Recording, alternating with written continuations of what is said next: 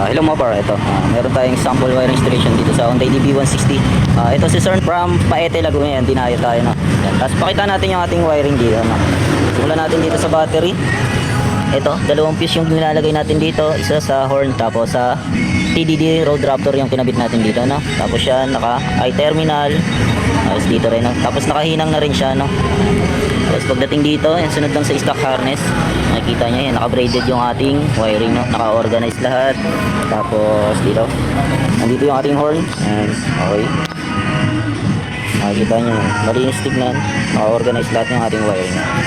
Tapos, dito naman yung ating isang busina. Tapos ito yung ating wiring. Tapos ito yung ating switch.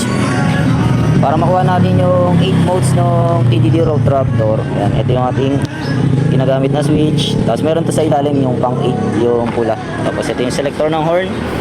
Tapos dito, yung ating wiring sa pupunta sa ilalim na malinis tignan. Okay. Walang salasalagin. Tapos pagdating dito, ito yung ating mga wiring sa ilalim. Naka-organize din, braided hose.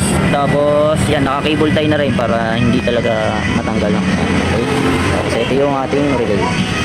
Okay. Ayan.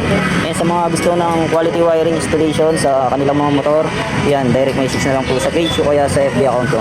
O kaya visit kayo dito sa shop ko sa Banay-Banay, search nyo lang Parage Banay-Banay Kabuyaw. Yan, makikita nyo yung shop, no? Okay?